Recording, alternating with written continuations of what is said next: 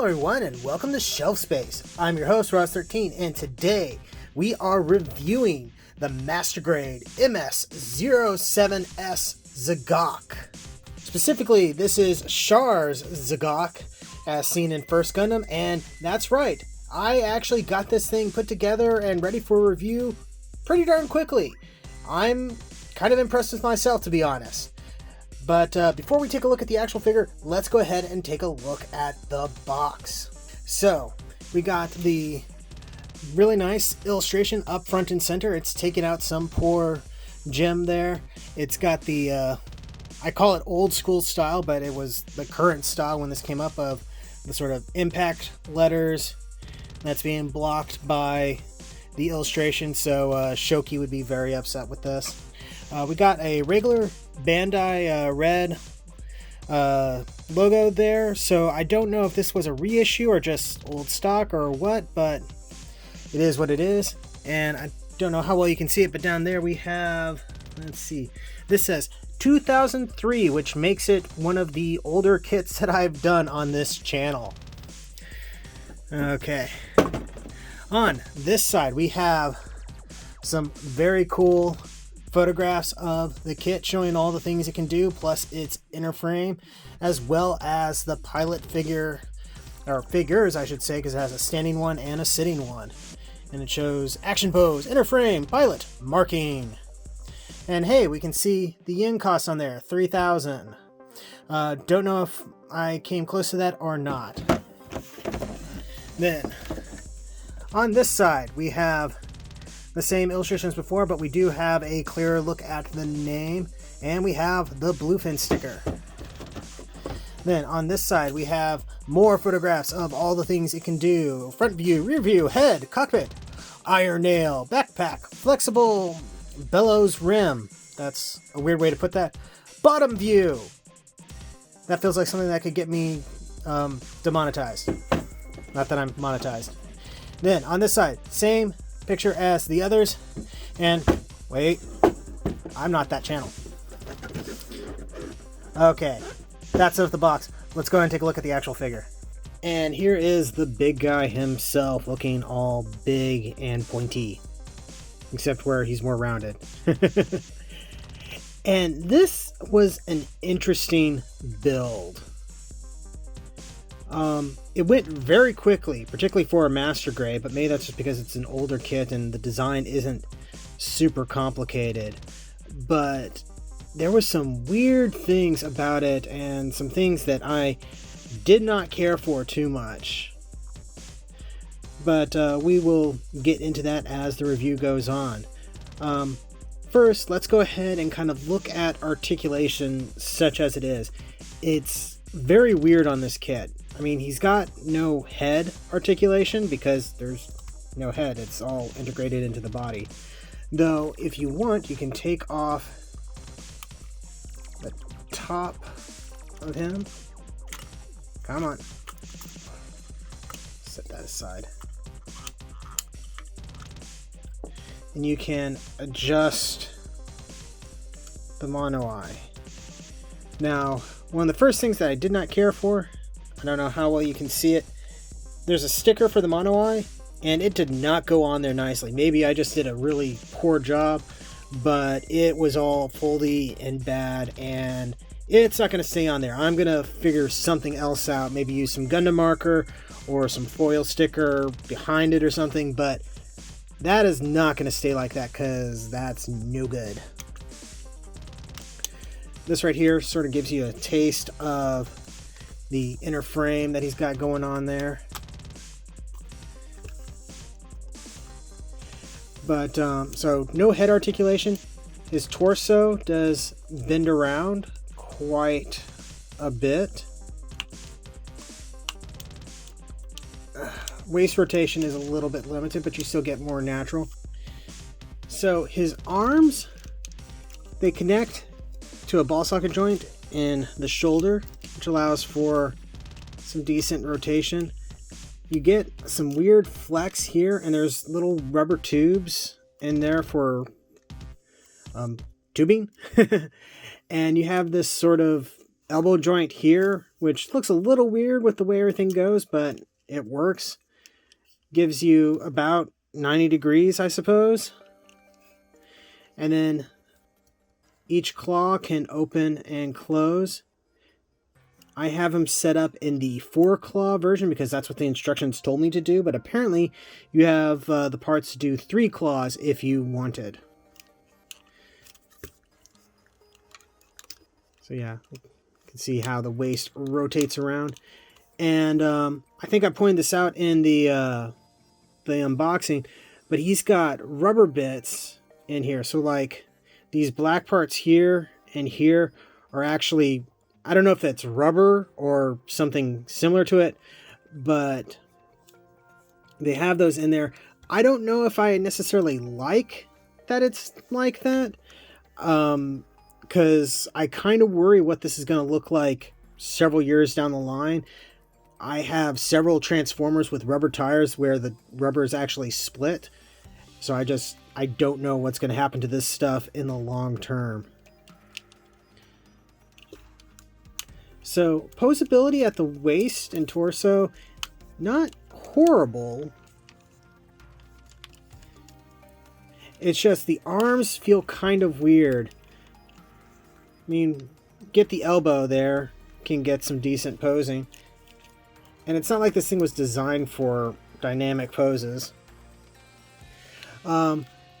His hips are ball socket joints, and I feel very limited with the way they've set up.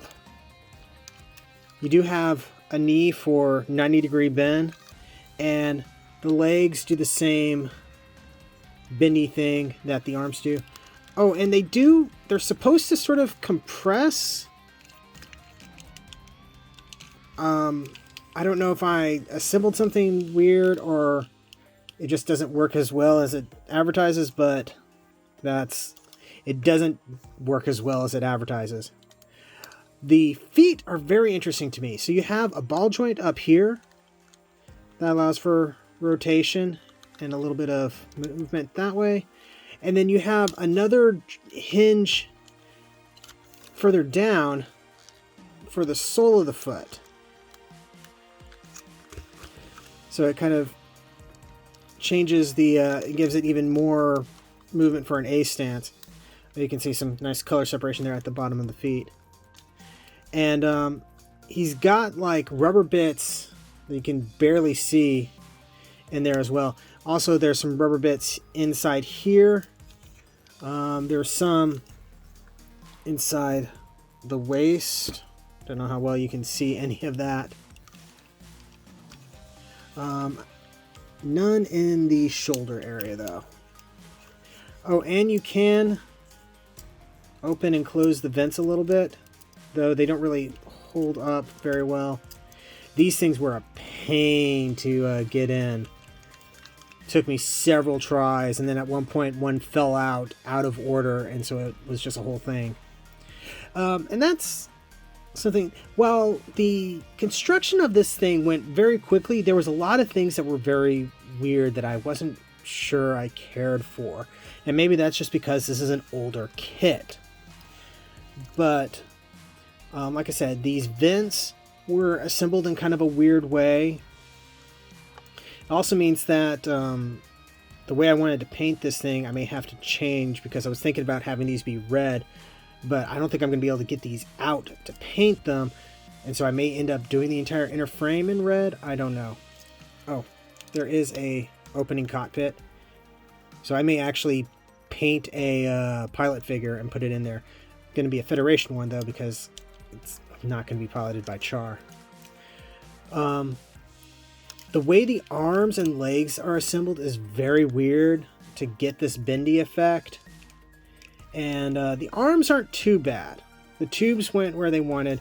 On the legs, you can see right here and here, they aren't going in through the tubes like there's little holes here. They're not going through those like they're supposed to.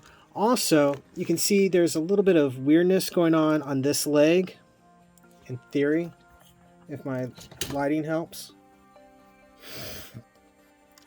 Let's see, can I zoom in a bit?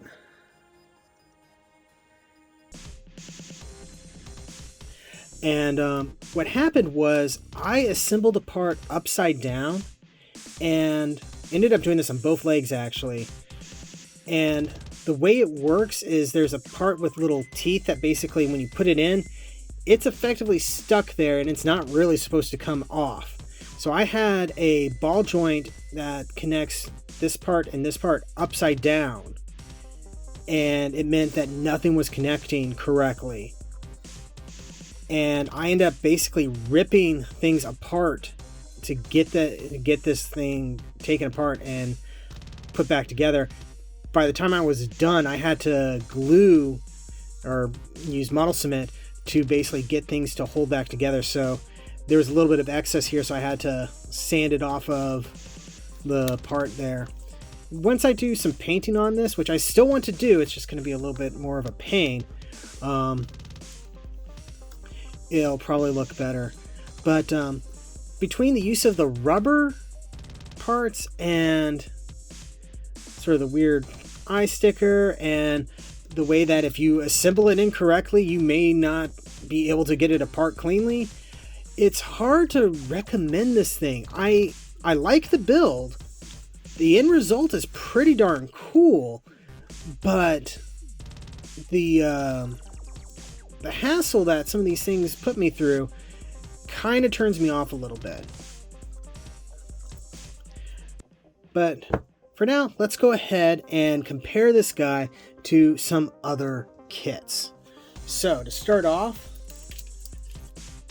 here he is next to my GM Sniper 2, which eventually I am going to paint this guy in the same colors as this one. Sorry about losing focus there. Because in my story, this is the first mobile suit that this particular unit actually uses. Put that aside. Here's something that's a little bit more contemporaneous. This is my Master Grade Gem, which I think actually is from the same time frame as this. Haven't reviewed this on the show. I had built it maybe a year or two before I started the channel. So yeah, this guy just towers over everybody. Here he is next to my Zagok E, which is a high grade. So it's not surprising that he's so much taller, but it is kind of cool to see these two together. I think I like this design a little bit more, so maybe I'll look into tracking down the Master Grade for this, because I'm pretty sure there's a Master Grade for this one. Here he is next to a more standard high grade, the Age 1 Normal. And for my Transformer fans out there, here he is next to a Modern Deluxe. This is Siege Ironhide. And here he is next to a Modern Voyager class in the form of my Netflix Megatron.